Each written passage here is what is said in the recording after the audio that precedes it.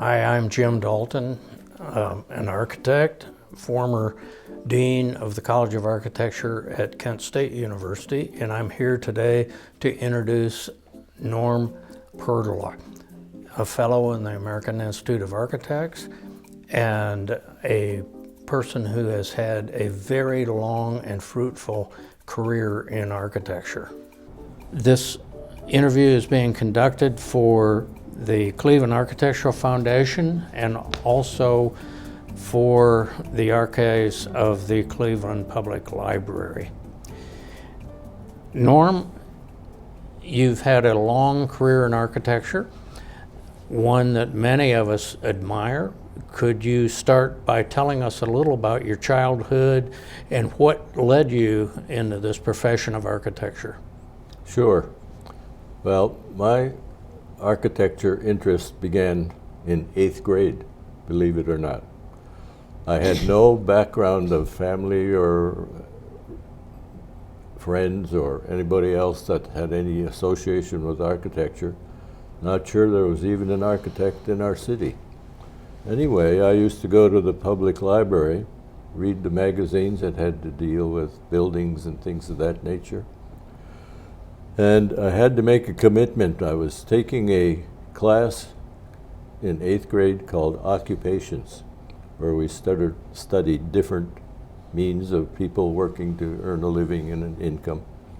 And that was just what I thought would be interesting. So you had to write a term paper at the end of that class, and I wrote, I wanted to be an architect. Well, time went on. I graduated from high school, joined the Navy. This was 1945 when we graduated. Joined the Navy, and when that was right at the end of the war, and when all of us who'd volunteered were released to come back into civilian life, I went into junior college program in our hometown. That's a 2-year course.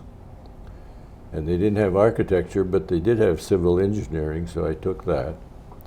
And after that, then I enrolled in the School of Architecture at the University of Minnesota. That was then 1949, a 4-year program.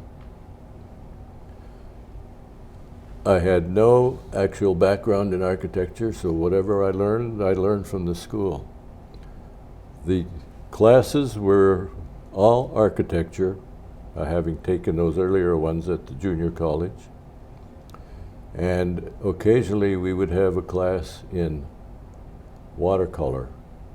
I thought that the students in the architectural program that were ahead of our first year class really were wonderful people to draw. And the classes would distribute the work they'd done in that particular period during the year and then put their products up on the corridors in the hall.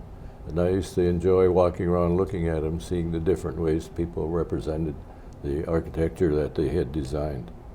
I think that had a big influence on me. During those 4 years, I had the GI Bill initially, but I ran out in my last year. So I thought I was doing okay in the classes, but I needed help to pay for the balance of the year. So I went to talk to Bob Cerny, who was sort of my mentor, as it turned out, at the School of Architecture.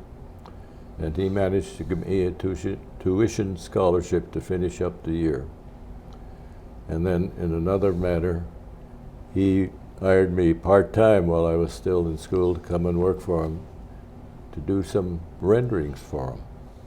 And then ultimately, he hired me to come and work full-time after I'd graduated. I had heard about many of the architecture students who were interested in going on to graduate school, and that kind of piqued my interest. Jim, you followed me at Minnesota. Do you have anything that you could add to that kind of a program? Well, there was a long tradition of University of Minnesota graduates going to Boston, either to MIT or Harvard. And I don't know when it started, but in my view, it's still going on. And there's almost an automatic acceptance by both MIT and Harvard for graduate students from University of Minnesota. I found that to be the case. There were 3 graduates at Harvard from Minnesota, and there were also 3 graduates from Minnesota at MIT. So there were 6 of us in the total 2 programs. That's kind of remarkable. You have 6 people. Our graduating class at Harvard was, I think, 26 people who come from all over the world. And I would guess at MIT it was probably similar. Pietro Beluschi was the head of the school at MIT during the time, and Jose Luis Sert was the head of the School of Architecture at Harvard. So anyway, I applied, as Cerny said. He wrote my reference letter, and at that point in time, I was married, and we had 3 children, very young ones. And our youngest was like 6 weeks old when we had to move from Minnesota to Massachusetts. But we soldiered on and did that.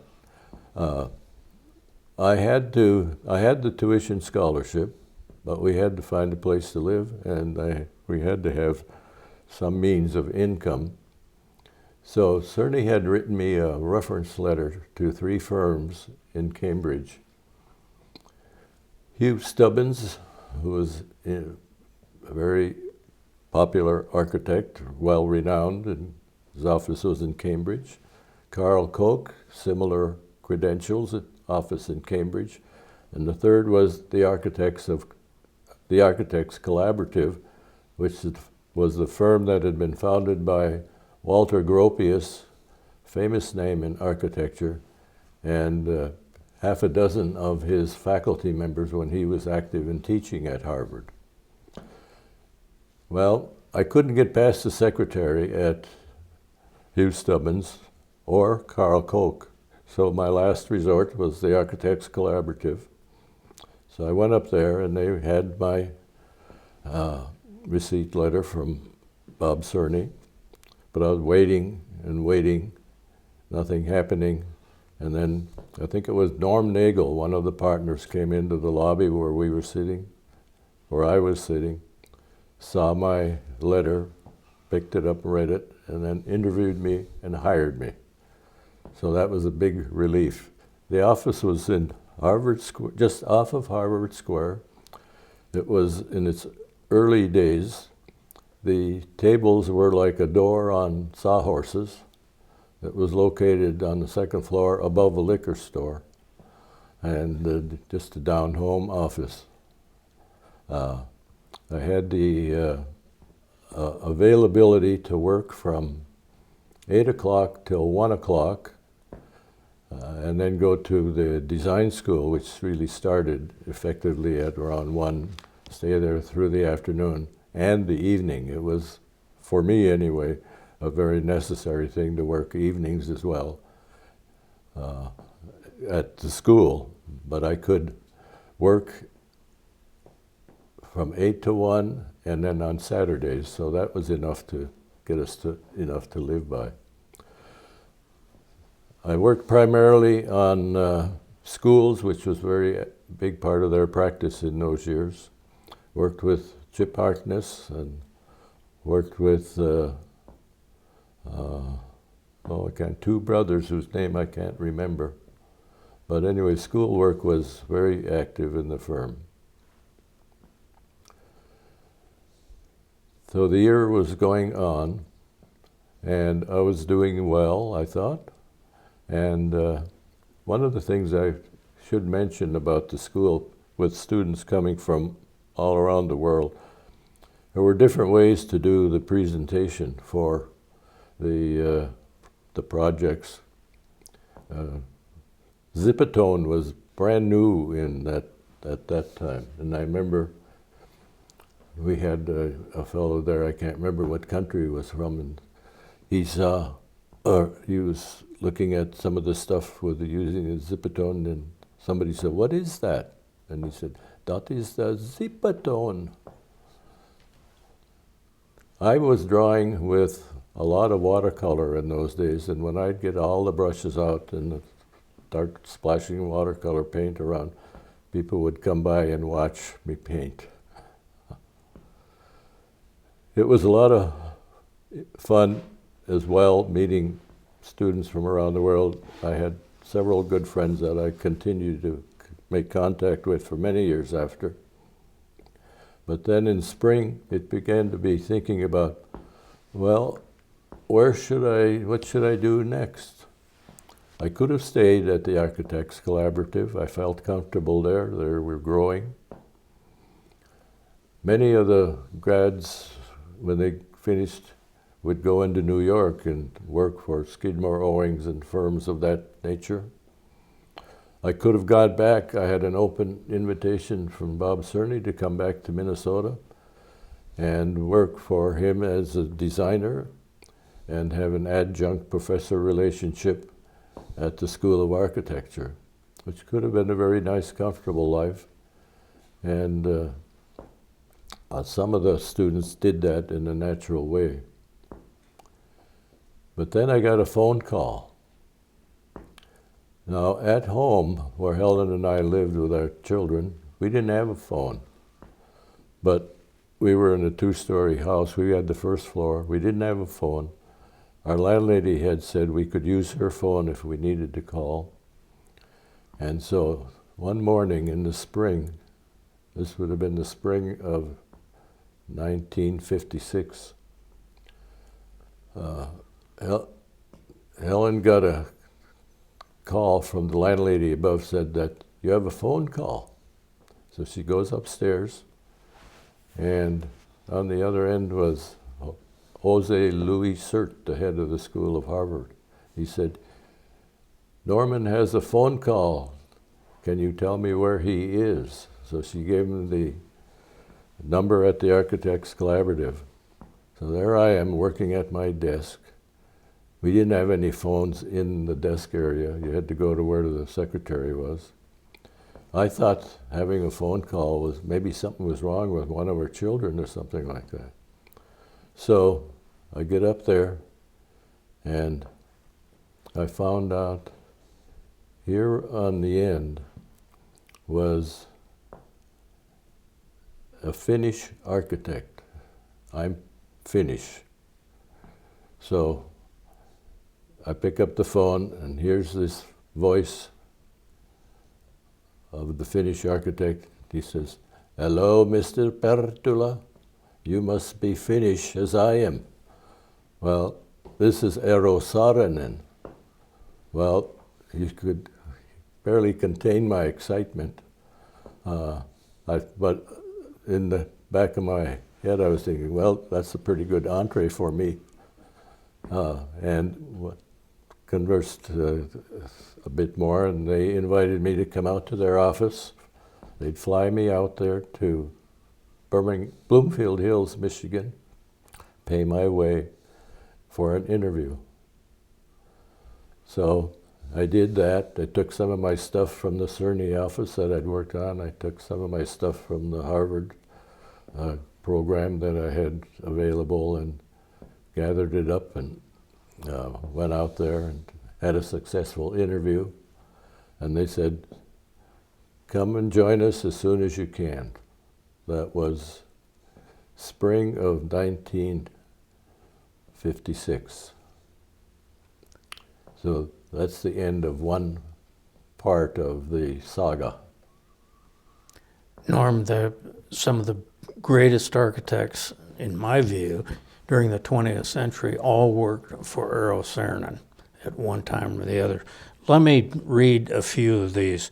Caesar Pelli, Kevin Roach, Robert Venturi, Gunnar Burkitz, Paul Kennan, Niles Different, Warren Plattner, John Dinkeloo, Richard Knight, Ralph Rapson, who I worked with. What was it like to go into an office like that with these giants? Well, it's a high-powered place, but it's also a very friendly place. Many of these people that you mentioned are friends of mine, and worked with them. Paul Kennan was a dear friend of mine. He told me he was a Texas A&M graduate and played for, I can't think of the famous football coach who ultimately coached Alabama, but things like that.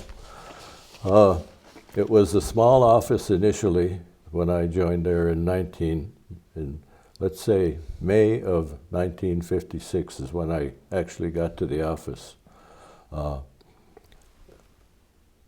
The first project I worked on, when I came to I go back a little bit, I decided to leave Harvard as soon as we could. I didn't even go to the graduation ceremony. They mailed me my diploma.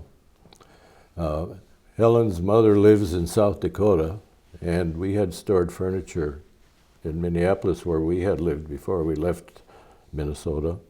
So I had to drive the kids and Helen to South Dakota so she could wait there with her mother till I drove back then from South Dakota to Michigan, to Birmingham, Michigan, where I could look for a house for us to live in, and then start to work and look for housing during the evenings.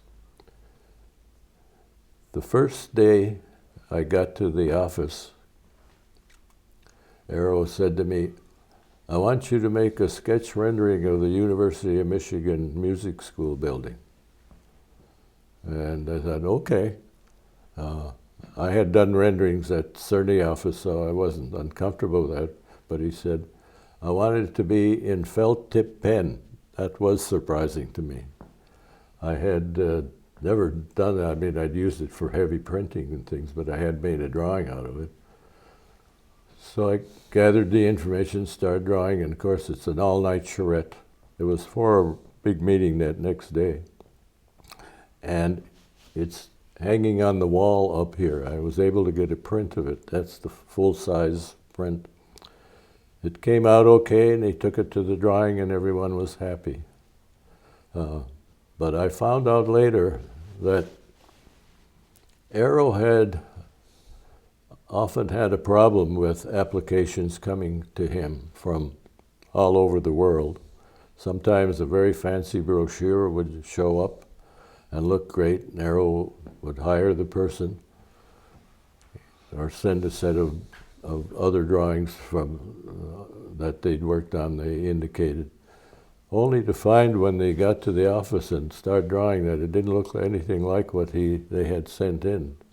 So he mistrusted a brochure. What he did as a method, he would ask a person applying for a job or being interested in coming to work for Arrow, he'd ask them to draw a horse just to see what their artistic capabilities were. So people had to do that. Arrow didn't ask me to draw a horse. I think my drawing of the University of Michigan Music School was my test. So he ultimately then asked me, I never did work on that project, but he asked me to draw a final rendering of the building, which I have a copy of here. And an interesting part of that story I learned about later on was our youngest daughter, Amy, was applying to colleges, not cottages, applying to colleges in Michigan was one of the ones she was interested in. So Helen and I and Amy drove to Ann Arbor. I think this was Amy was born in 1959, this was probably 1970 something. So we drove up to the University of Michigan and we're in the admissions office. And when Amy went in for her interview, I was looking around, and on the table in front of us were the whole series of little brochures from the various colleges at the university. And here's one from the University Music School. So I picked it up and looked at it, and on the cover was my rendering. I felt good about that. That was probably used as a symbol on their letterhead. I have a copy of that if you'd like to take a look at it. What other projects did you work on initially when you went to Saarinen's office? The first project that I worked on was the University of Chicago Law School building. That had been pretty much designed. It was not started from the beginning. We were working mostly in design development, I would call it. And that was worked on it for close to a year. Kent Cooper was the senior architect on it. Arrow's formula for projects, each project had a team which worked only on that team. And the team members might vary from 2 or 3 to maybe 5 or 6 or even larger for just the design aspects of it. And a senior designer from that team was kind of like a coordinator. He didn't have a specific name that I was aware of, but it was sort of like a project designer, like a team captain or something like that. The advantages of that were that you would attend meetings with the client if it was at the office and things like that, and then do more responsible coordination between the mechanical, electrical, and that kind of thing on the project. And Kent Cooper was that person on the Chicago Law Library. And I worked closely with Jean Perttula, who was from France, Paris. We had a nice relationship. He was single at the time. And in behind us was, I'll think of his name, Don Pettit, who was hired by Knoll Furniture Company to work out the details of the pedestal furniture. That was ongoing, and it was right next to where Jean and I were sitting. Mm-hmm. And he would make these full-size models of the chair and all of its supports with various components. It was non-structural. You shouldn't sit in it. And he had one pretty well put together. It could be paper, it could be clay, it could be something else, and then it would be all painted, so it looked like a real thing. We had a driver, a person who was a retired police officer, who that was his main task, so he could go out to the airport and pick up people that were coming in for meetings or something on a project. And he had a little coffee shop that the rest of us could go in and buy a cup of coffee from him. Well, he came by. Don Pettit had this chair sitting right next to us, and he sat on it. That was not a good move. How many were in the office at that time? My guess is it would be about 50. Okay. The office was a 2-story building, very plain, very simple, no fancy stuff.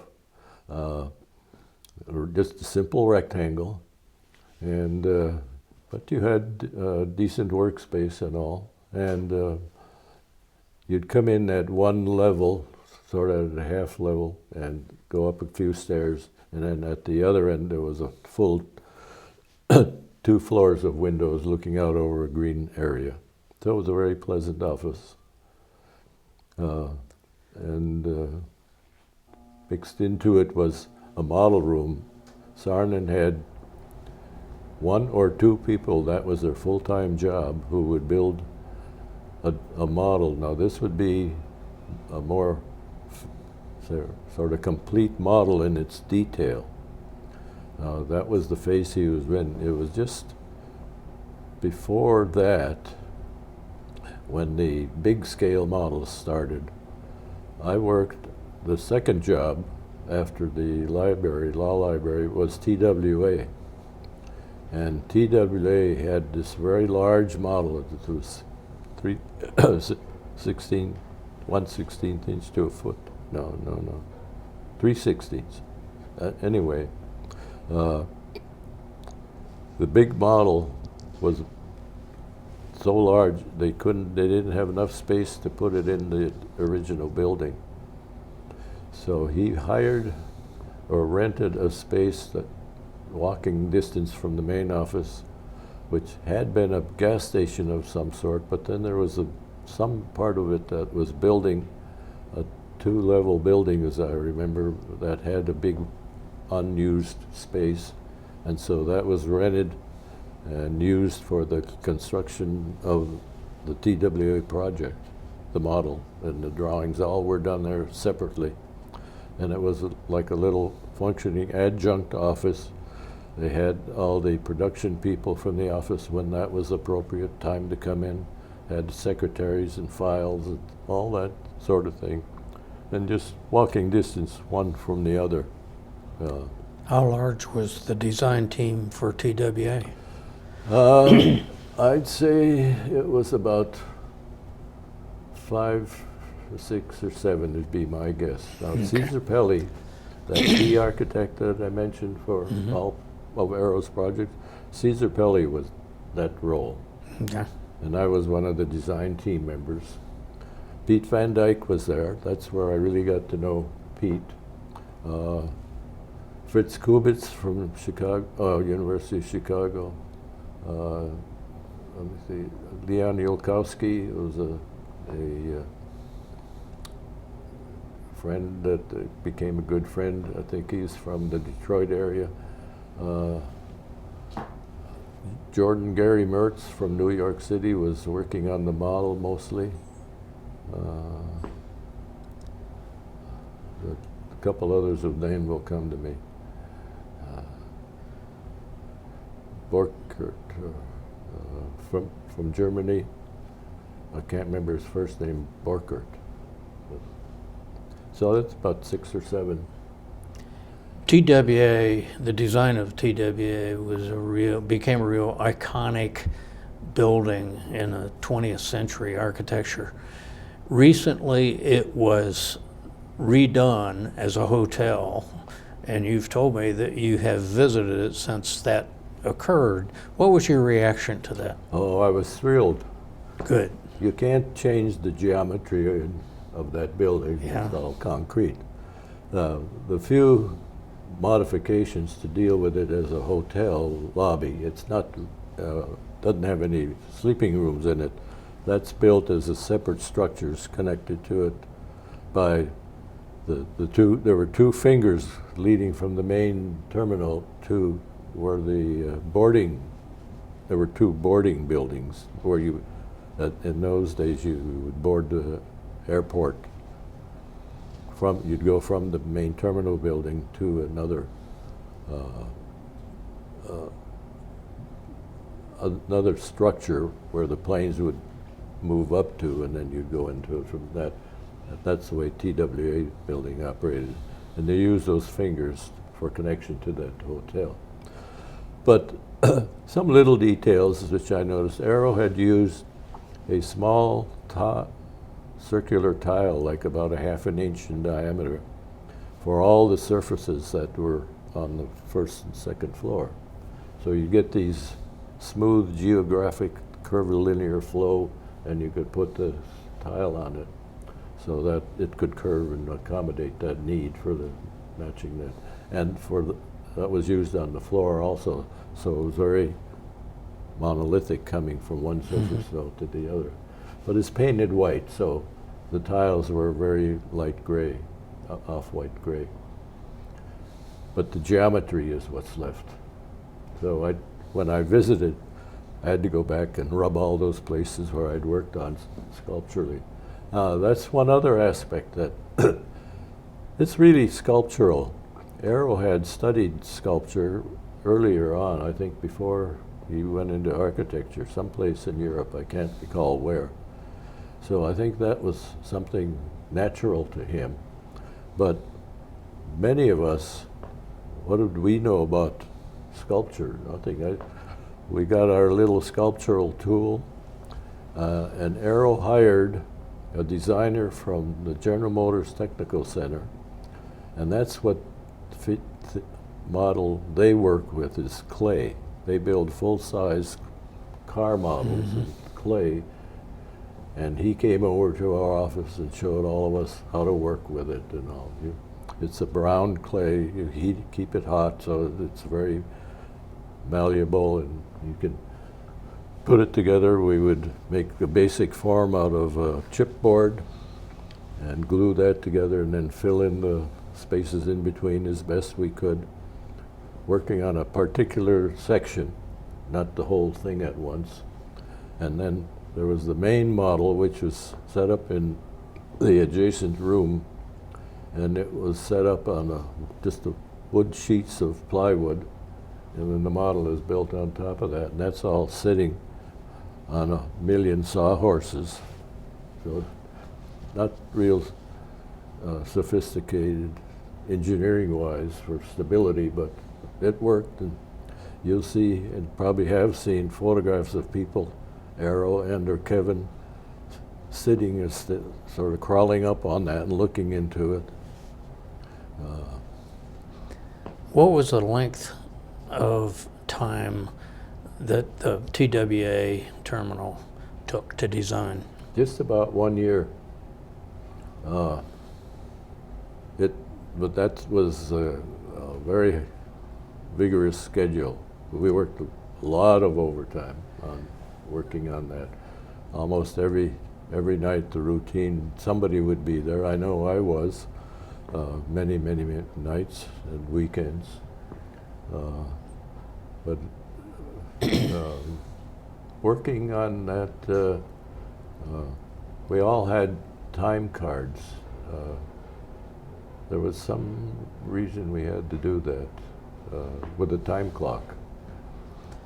And Joe Lacey, who used to be an architect, but he was sort of the head of all of the business operations, and so he showed us the total amount of hours that were employed to do that project from start to finish. Cernet's projects were so unique. How did he negotiate fees ahead of time? That I have no idea of. Okay.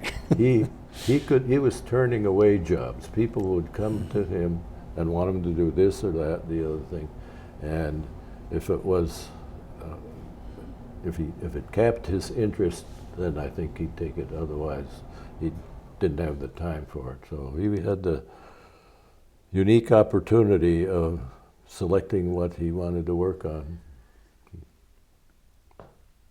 Many architects that I've seen in my lifetime, once they gain real success, have a tendency to start to copy themselves or repeat themselves and so forth. And I've seen it in other design disciplines too. Cernet, it appears to me, never repeated anything. It was always totally unique. And even though he had another airport to design, a terminal, Dulles was done in a completely different design. Can you talk a little bit about it?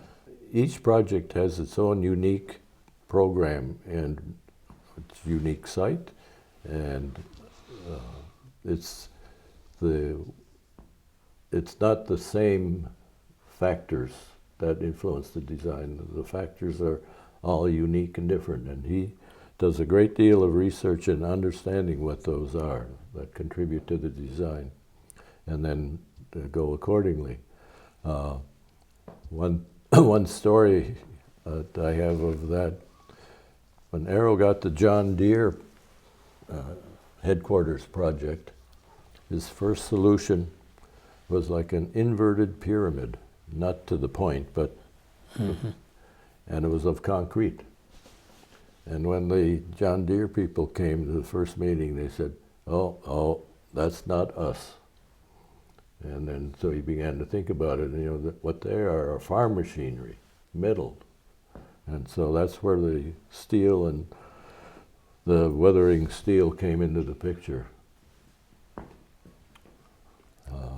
That's, I think, a good example of how Arrow thinks. I have to say, I learned many things from Arrow. The thoroughness of how he analyzes a project, the thoroughness of which he completes in the design. The design doesn't stop no matter the size of the scale. And each project does have that unique thing. I think that made a big difference on me. I think I react very much the same way in the projects I do. Did you work on Dulles Airport? I did.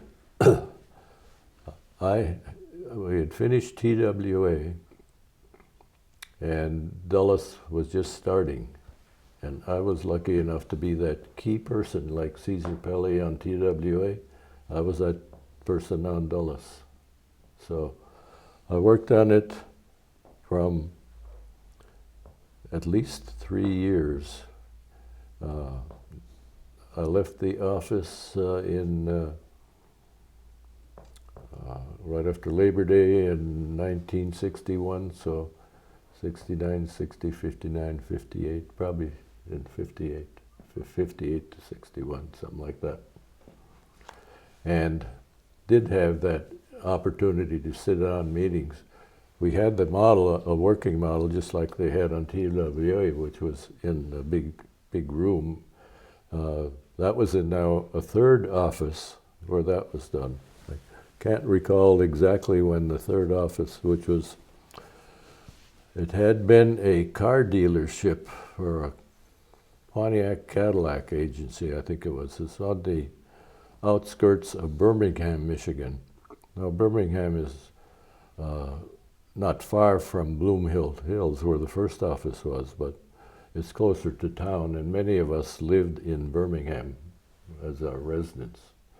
A few might have lived in Pontiac the other way, but Birmingham was where Helen and I lived with our kids in just a house.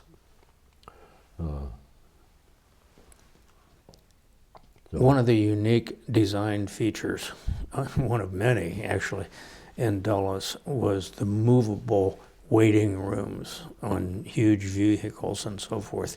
Can you talk a little bit about how that came about? Sure. There was a lot of research done before anything was drawn. Aero wanted to analyze the motion that people take by moving from A to B to C. What happens in there? Is it working well? Is it not working well? How effective is it or not effective? So we did a lot of research by people going around to airports and making notes of what's going on. And then we tried to demonstrate that with a model. So we built a very large model on this open floor space at a small scale, because it's a big airport. And we assigned a person to operate the various functions that happened. The people, the plane coming into the gate, the bags going into the gate, the bags coming out of the gate, all that. And everybody was assigned to it. And then we would photograph that. Now the photography was very basic. Dick Knight, who was asked to do that, was an architect, but he also was the photographer. Aero had hired Dick Knight to both work on architectural projects and then also to photograph him at work on his various projects and in a candid sort of way, not stop for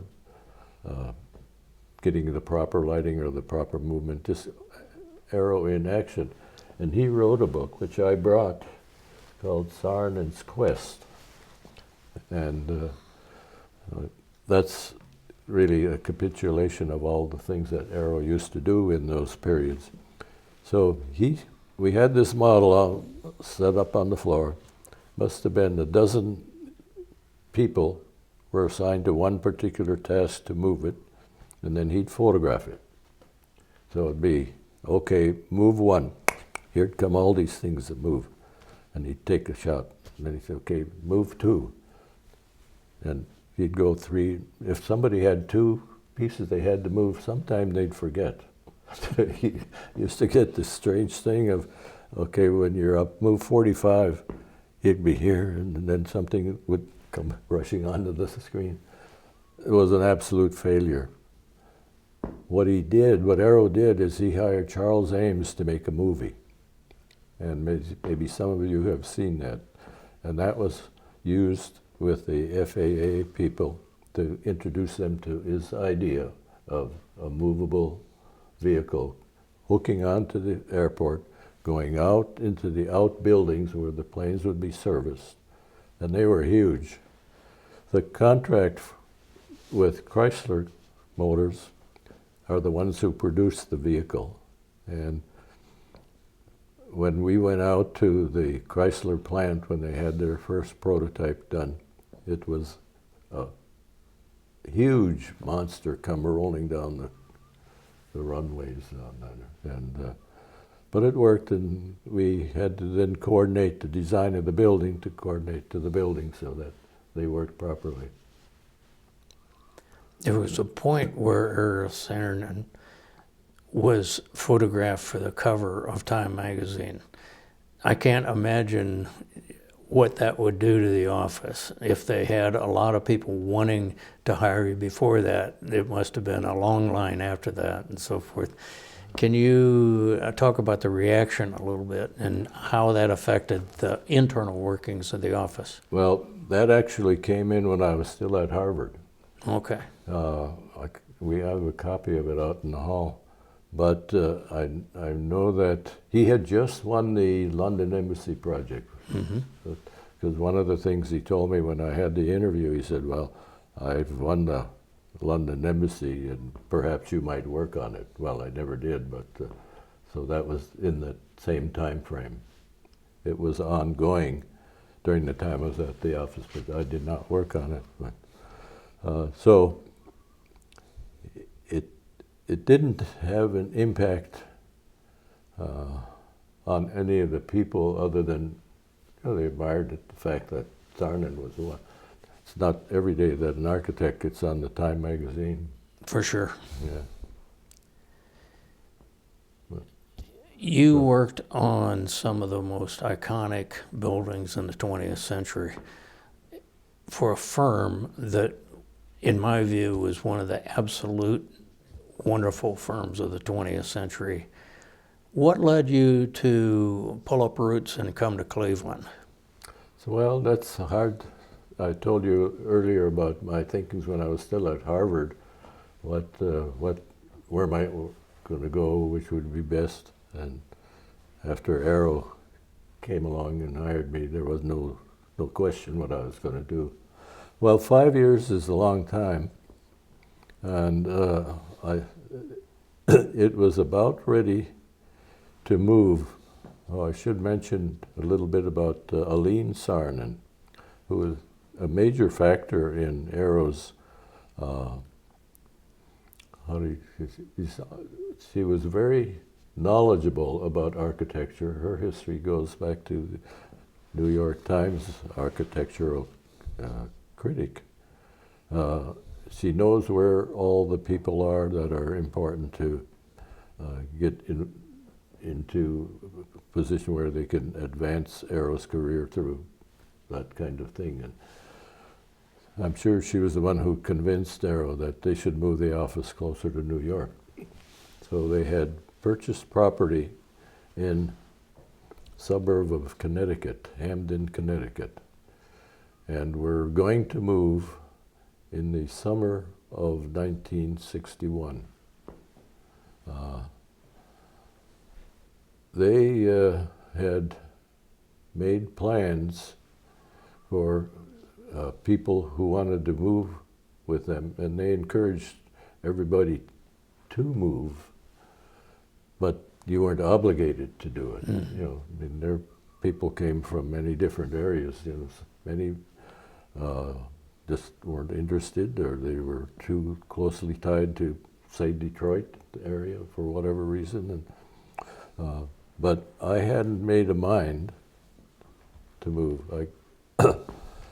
I went so far as to go out there.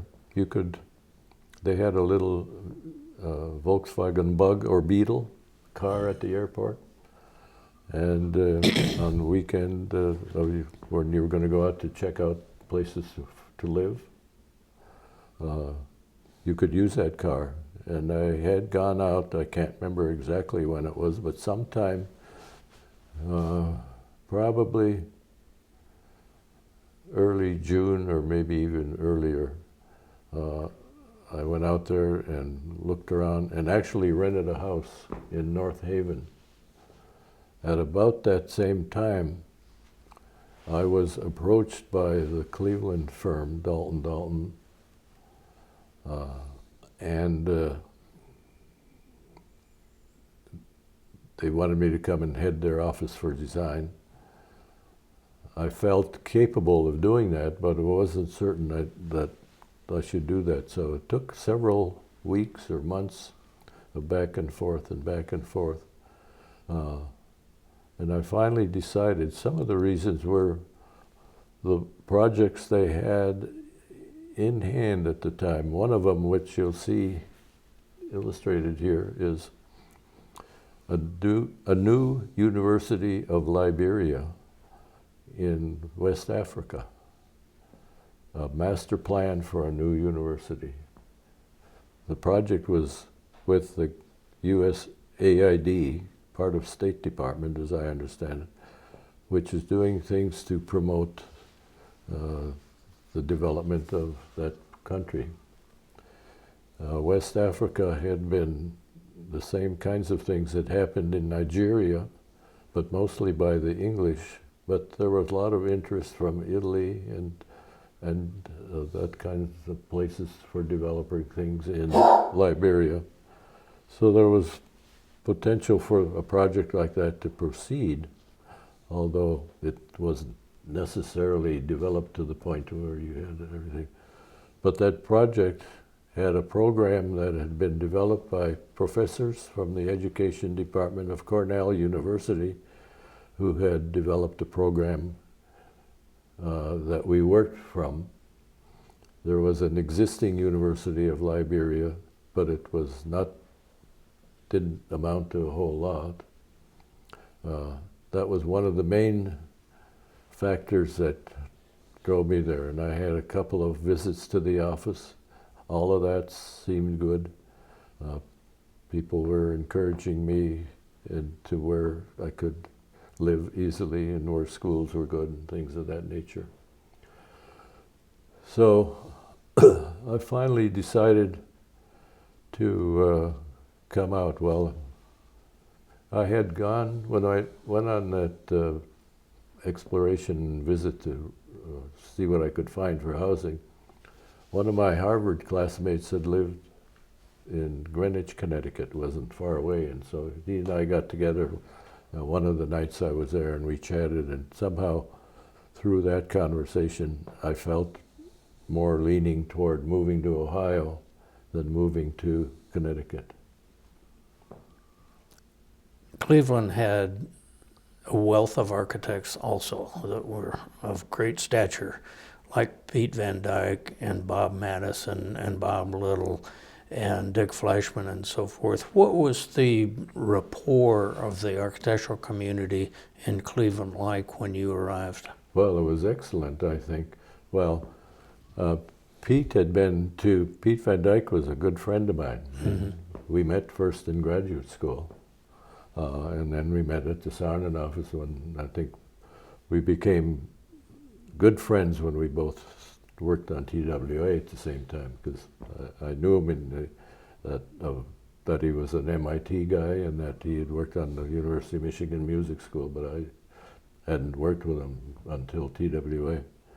And so we became good friends there. And from what he's told me, when the folks from Dalton were looking for a person to come in and head their design office, they asked Pete if he knew anybody, and he gave him my name. So good. That was a direct. But I'd say the rapport at that time was excellent. Well, I met, among other architects, I met Dick Fleischman early on. met Fred Taguchi early on. I met Bob Little in 1968 when we worked on a project called Cleveland in the Future or something. I forget the title of it. And all the architects proceeded to do a project that was called the Cleveland AIA and Cleveland Museum of Art. It was a study of the future, what could it be, what might it look like, and there were maybe 6 or 7 or 8 teams looking at the whole area of Cleveland and then making drawings representing what those ideas might be, and Bob Little was kind of the coordinator of that. And ultimately he became a part of Dalton Dalton. He left his firm and joined Dalton Dalton. It might be appropriate at this time to allow you to talk about a lot of the projects that you designed at Dalton and Dalton. You have pretty much papered your house with these projects and so forth. I have. What I would like to do is take a little interruption on some anecdotes about the Saarinen office, some of the things that happened. I've told you one, the one where he called me at the Architects Collaborative. But I was working away on the Dulles project at one time, and I'd seen an ad, I think might have been in the New York Times, for this great flat rule, architectural rule. In those days, in the late 50s, early 60s, there wasn't nothing like it around. It was flats and had the dimensions in 16th and 32nd inch. A beautiful thing made by Alternator. I still remember the name. So I was going to order one. A bunch of guys in the office all knew I was going to do that, so they joined in. We might have had 12 guys order it. And it come in, and it was beautiful, and I had just finished carving my name in it. I used to carve my name in every scale I had, because you do that because you take it with you, leave it on someone else's desk, and it doesn't get back unless it has your name on it.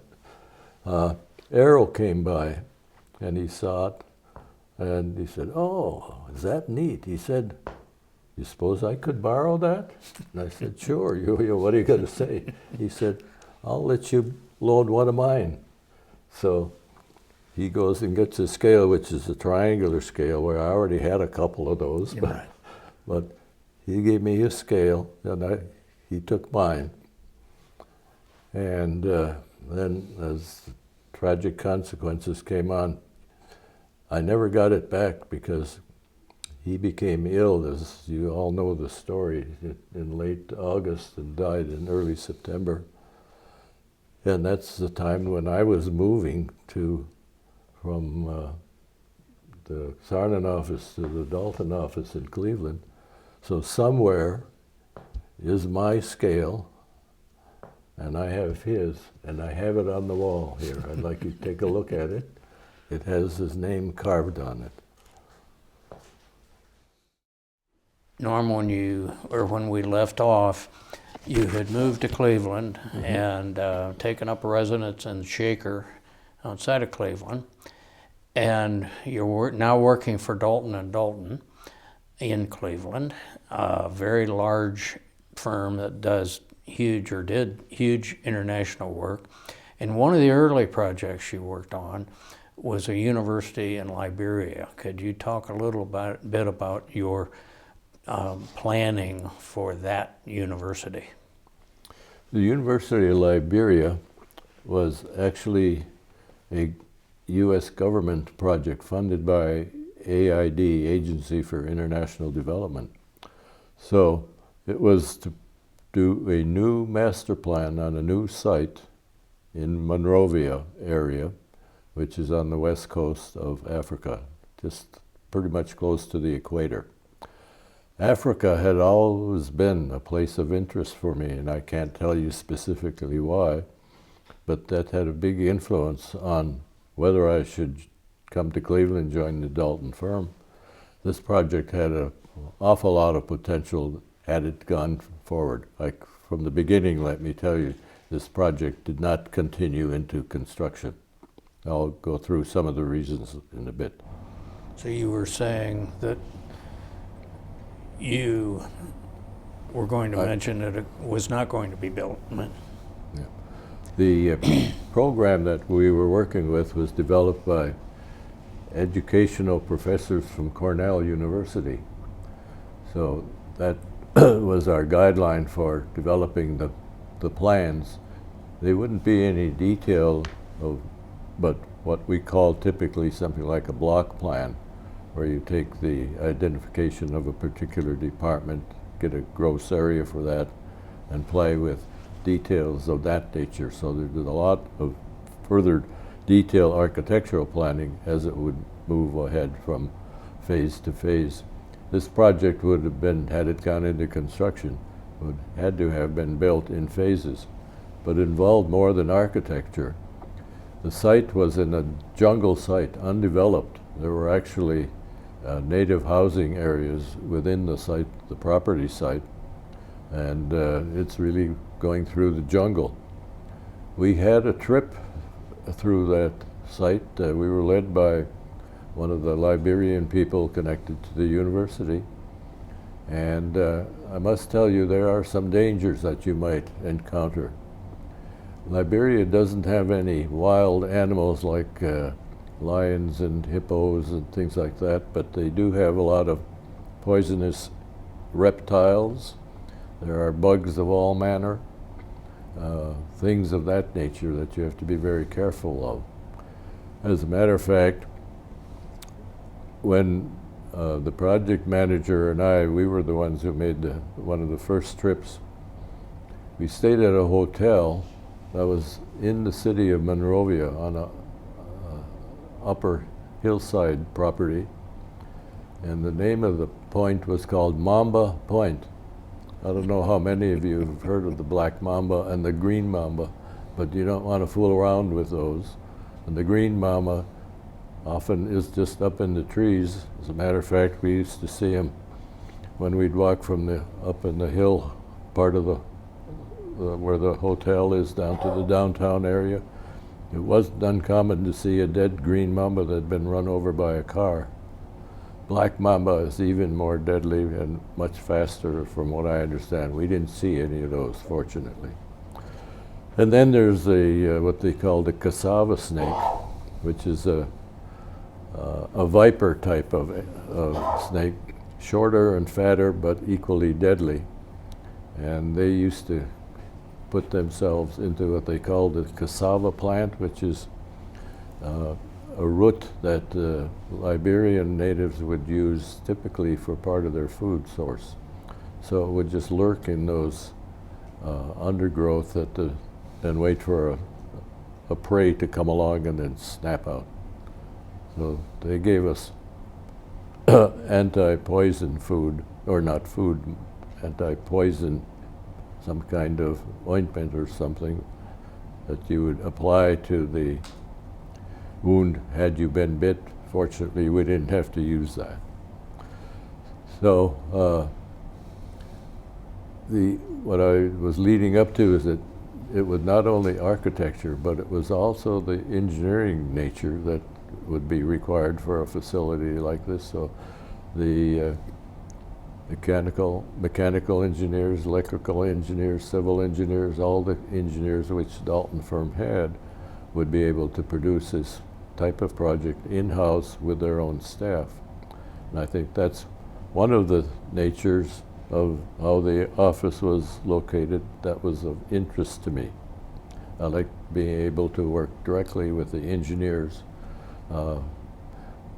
right board to board, hand to hand, face to face.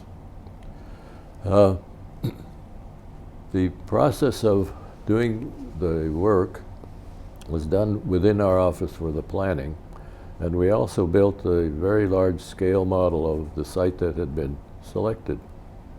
And then that was flown via the airplane we went on when it was prepared and ready, when all the materials were prepared. And we were to have a meeting with President Tubman, the president of the country of Liberia. And that was going to be a very important high-level meeting. First time that they would be able to see some product of what this project might be. It had to be designed to fit through the cargo hold for the airplane, and so it was in two pieces.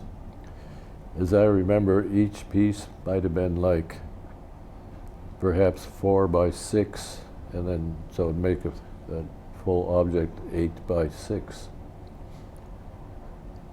It flew on the same plane as we did when Bob Yoder and I were going on that trip. When we got there, no one could find it. That was not uncommon in Liberia. And it took us a couple days, and it was getting pretty tight to when we were going to have the meeting with the president. And I'd say not too far from when that meeting was scheduled, it was finally located. I can't tell you where it had been, but it finally showed up. Some of the things about that I was interested in Liberia was just traveling through parts of the country. I had, of course, never been to Liberia, and I don't know what to expect. It was all new to me. We had the opportunity for a weekend trip with, again, one of the professors from AID, an educational man who happened to be from Ohio.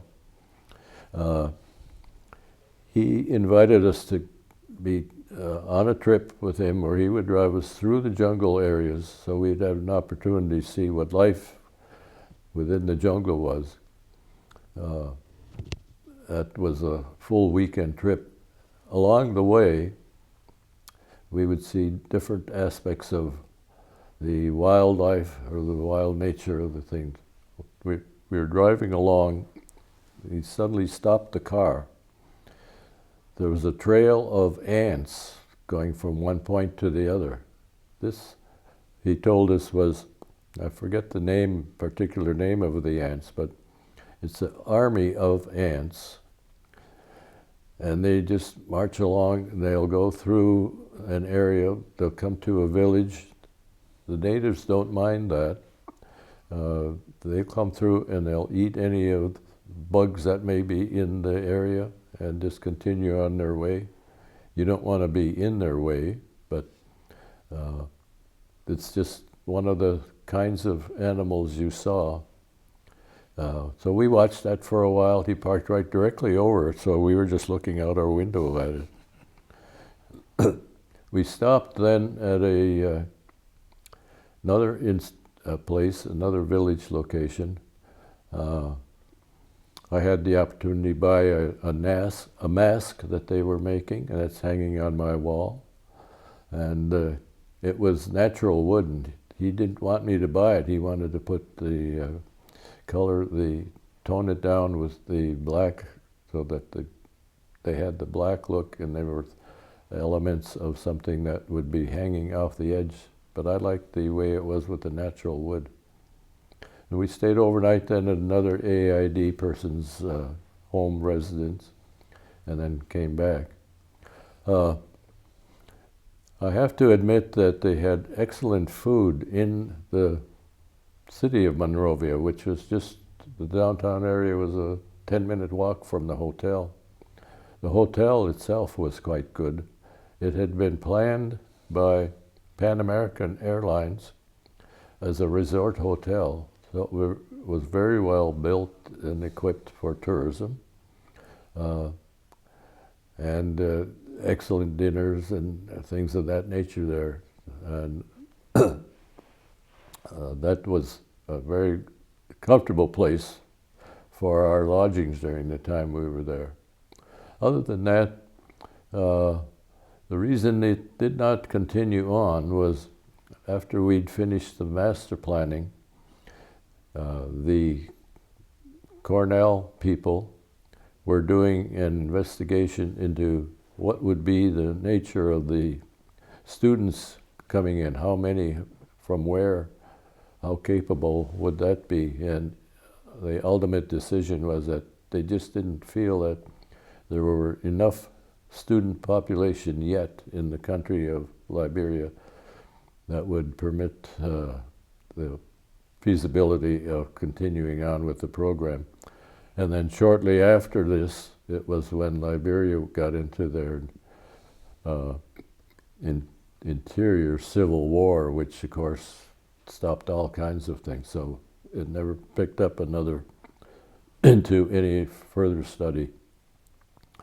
But it was a great experience, and initially, had it gone on, and would we have had the opportunity to continue to participate, it would have been a very meaningful project for Dalton's and for myself had it continued on. Shortly after that, you did a project for the terminal tower in Cleveland. Could you discuss that a bit? That's another project that we did the initial planning for it, the idea planning sort of thing. Just like a master plan for a building, this was kind of a master plan for how to reassign existing space. The terminal tower and its complex, which dealt with initially with the railroad connections. The property was under the control of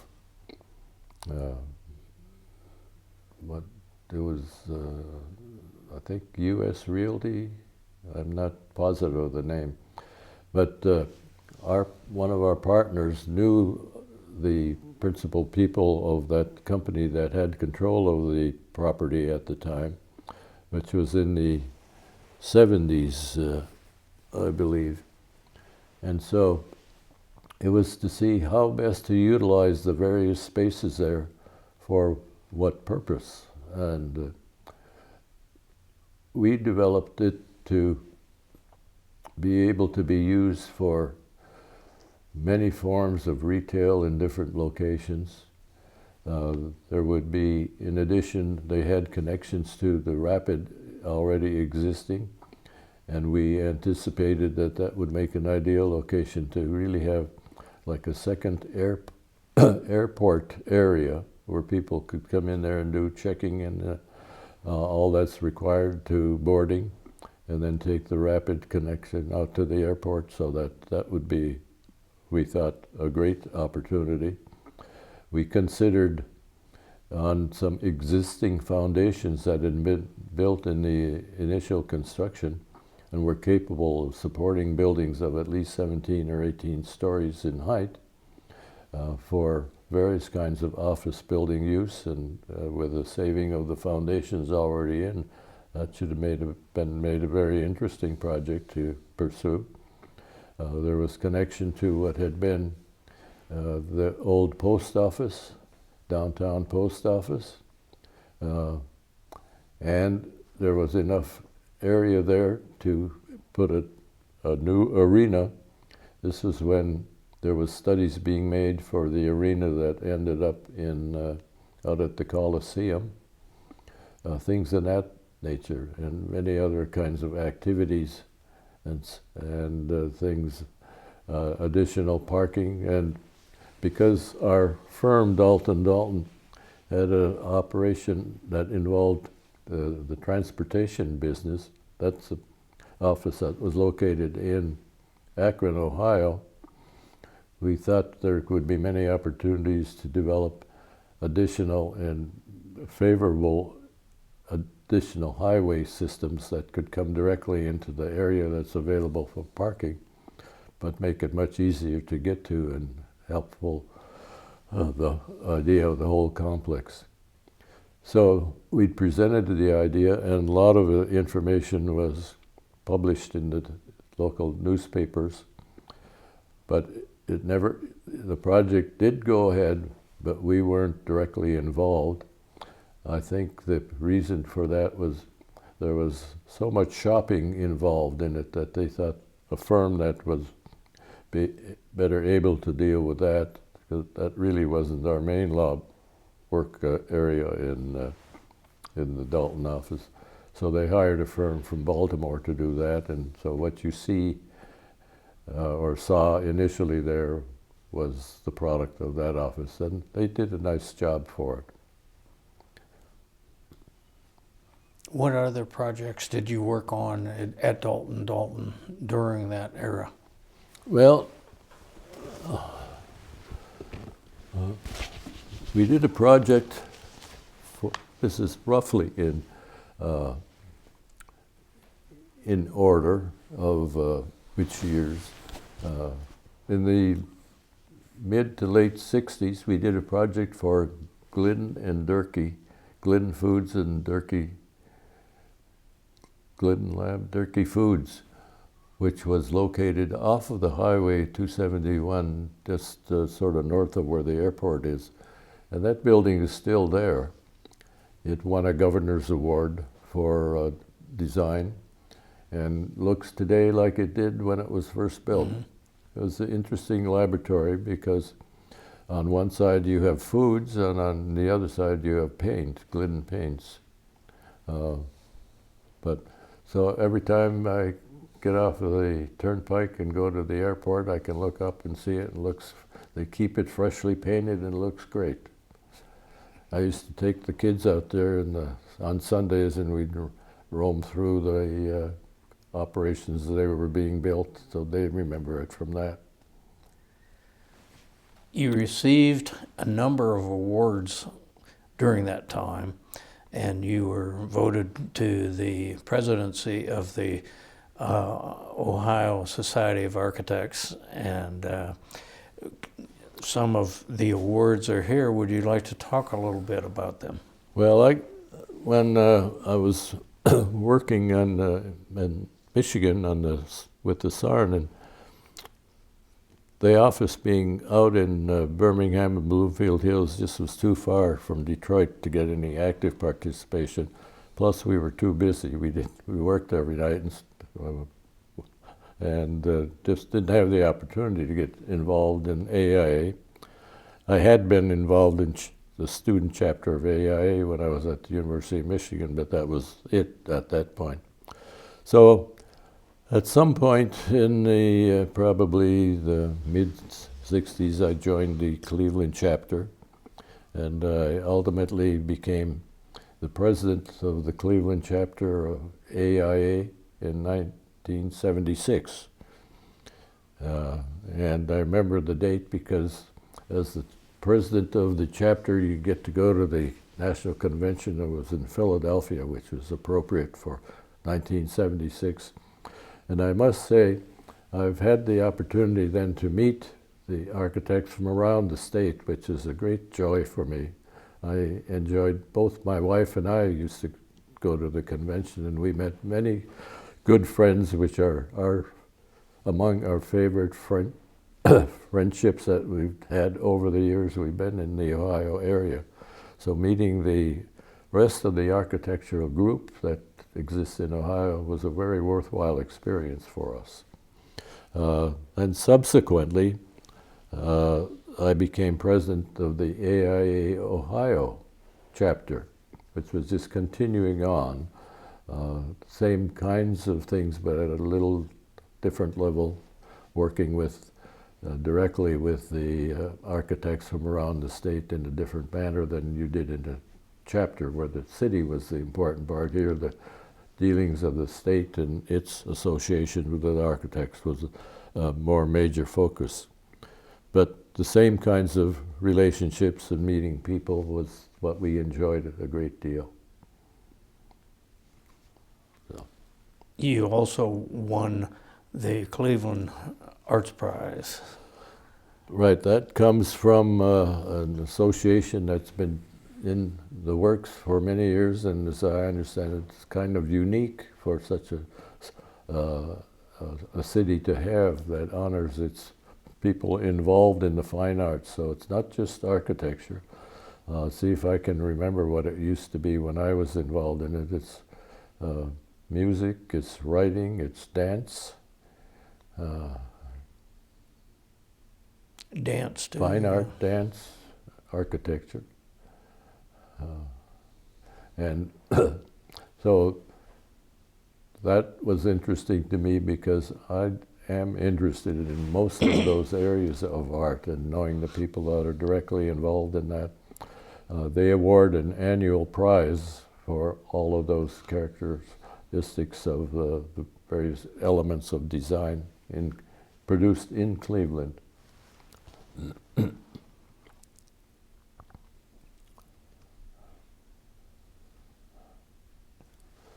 Behind me is a project, Wilberforce. Well, there's a whole bunch of projects that I put up in the sort of more or less going along in the same timeline. I'll just repeat their names sort of, and then there may be some illustrations of them. After Glenn Durkee, I had the opportunity to work on a major post office system in Columbus. It was their main distribution center for the whole Columbus area. That was in the mid-'60s. So the project manager and I would travel for meetings into Columbus and meet with the people there. That was before the main highway of 271 and 71 were built. That was when we had that meeting.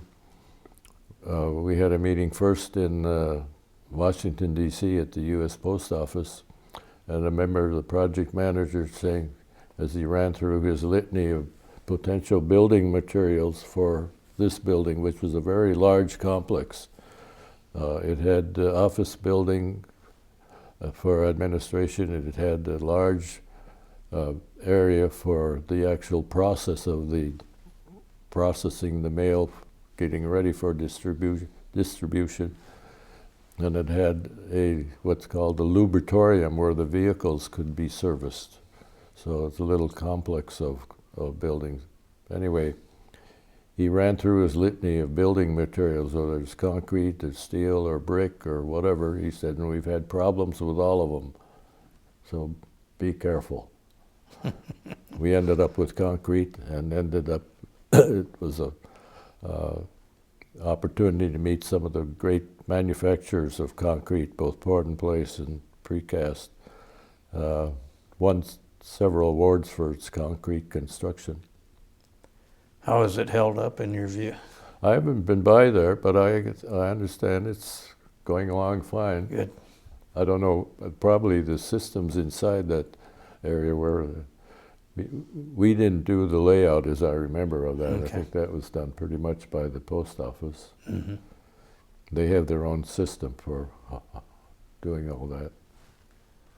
Did the Wilberforce University come out of the library? It came after. Wilberforce was one of the black universities in the United States in Xenia, Ohio. And it was a plan to develop a new university on a different site from the existing one they've had for a number of years in Xenia. And so we helped them select the site, and our engineers did all their checking out on what was required to get the utilities there, and then we proceeded with building it in phases. We did a master plan initially, and that was accepted and into what it would be with some sort of general ideas that were schematic or less than schematic of what the character of the building was. And we started then with building some dormitories and then continued from that into some of the academic buildings, which were built in about, I can't remember the date. What's it say there? 70s? 67 to 78. 60, yeah, built 67 plus. Yeah. And I have a little something that the professor, or the head of the school at the time, I think his name was Dr. Stokes, and he went to Africa for something having to do with universities, and he came back with a ivory elephant, which I treasure. And that was a very interesting project, just in meeting the people there. Very interesting. I loved it. And this was all private? It has some state affiliation. There is a state university as a neighbor, not Okay. on the same site, but in the same area, same city. Right.